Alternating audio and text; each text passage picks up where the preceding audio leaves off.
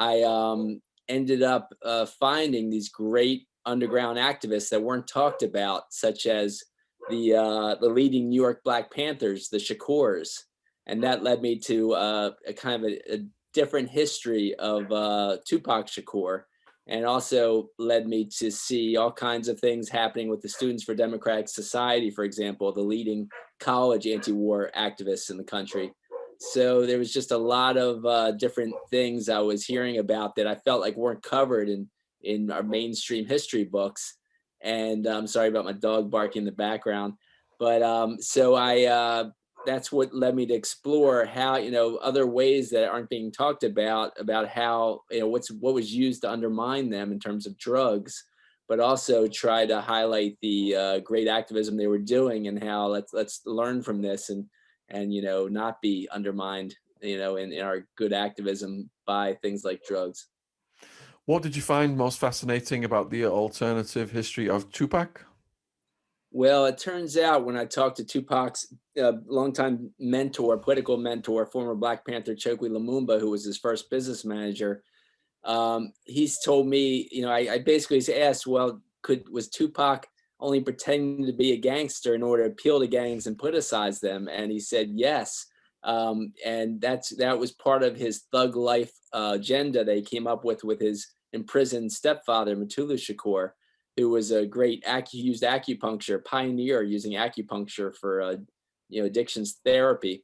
And so Tupac was just using that in order to get the Bloods and the Crips leaders to call peace truces, first in Los Angeles, then throughout California, and then throughout the country.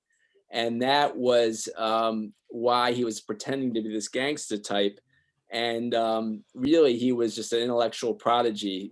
People like his teachers in Baltimore, in the Baltimore Performing Arts School he went to, told me he was considered the brightest guy in the class. They elected him their leader to represent their school. He was the best actor they ever had.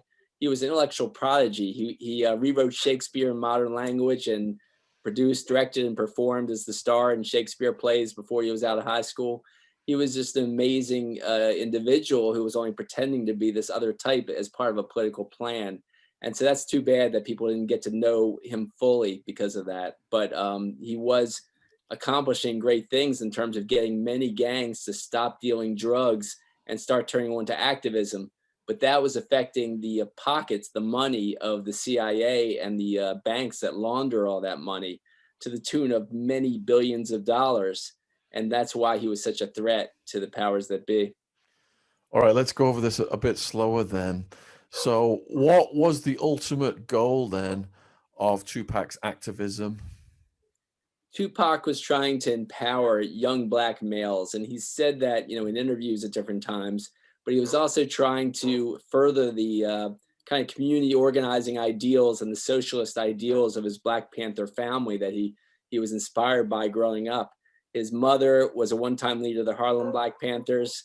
His godfather was a leader of the Los Angeles Black Panthers, and they were, they called themselves socialist or Marxist.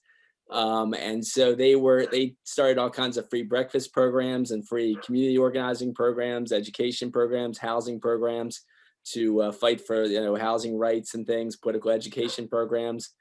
And so he was trying to do that for poor Black communities around the country. And really, in the end, he was saying he was fighting for the rights for all what he called, tribal groups, meaning like ethnic minorities that were disenfranchised in our country. And so he was really just trying to do a lot of good, what I call, just social activism on this, and that was part of his plan. And he was trying to do that partly through his music and his acting, because he was originally, when he was 17 years old, he was elected the youngest ever leader of the New African Panthers, which was a national group trying to replicate the Black Panthers.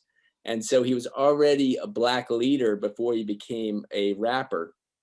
And so some counterintelligence program, FBI counterintelligence program agents like M. Wesley Swearingen said in his memoir that the FBI pretended to stop their COINTELPRO, their counterintelligence program, which targeted leftist activists around the country, anti-war activists and civil rights activists throughout the 60s. they pretended to stop that in 1971, but they really continued it under different names, and they continued it at least until the mid 1990s. He said in his memoir, which came out in the mid 1990s. So I show the evidence that they surely were going to target Tupac in the same way they targeted his parents. So, as his career ascended and as he became more famous, from your research, when do you believe he came to the attention of the intelligence services? When he first came out with his MTV release of his album Trapped, his solo album, Tupacalypse Now, and the single Trapped, which was a political song, and the album had many political songs in it. It was his first album, but it was very political, and it mentioned some of his Black Panther mentors like Asaj Shakur and Geronimo Pratt.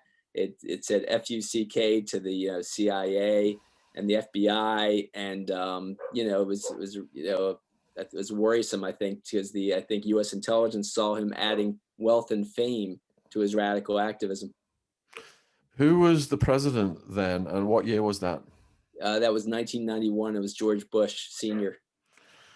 George Bush Sr., who was launching his war on drugs and, claiming that he was this knight in shining armor, getting photographed next to kilos of cocaine.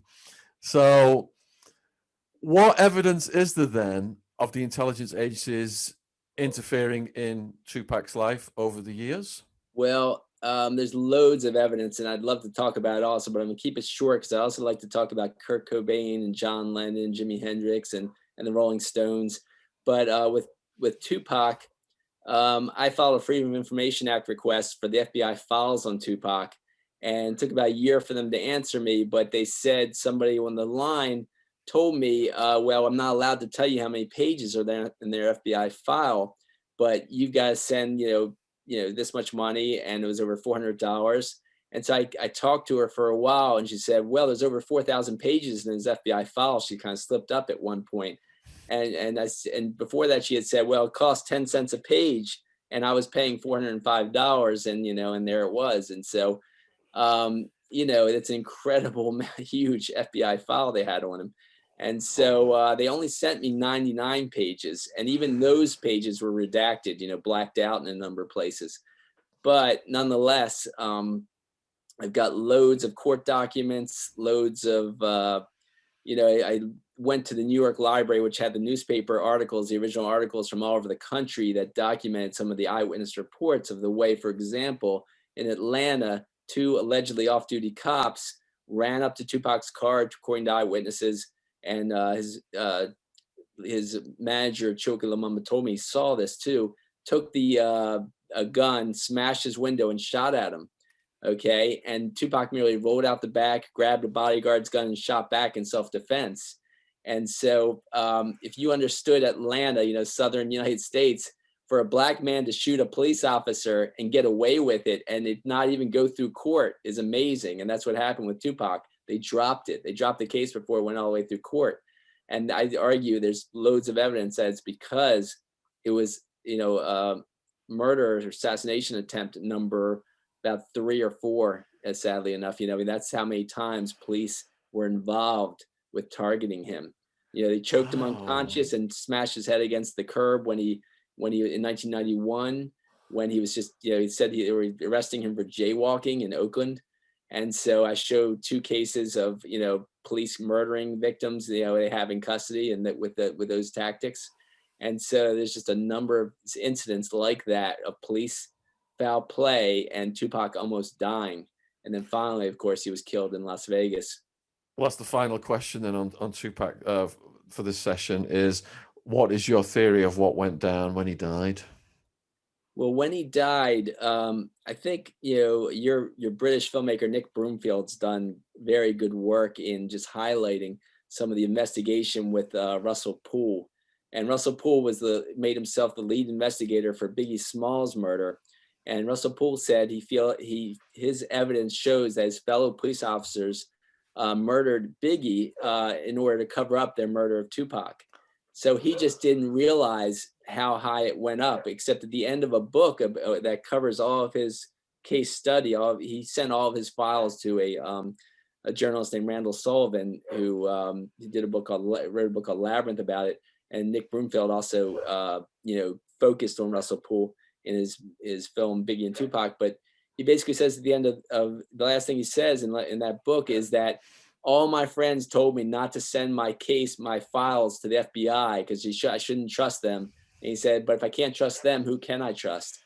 And he heard nothing back from the FBI, of course, and he ends up dead, younger than he should have been, and people someone who was writing another book with Russell Poole said that one of the key conspirators in the case, who was a police officer, was at the scene where he was handing in new evidence when who really shot Tupac when he supposedly had a heart attack in the police headquarters.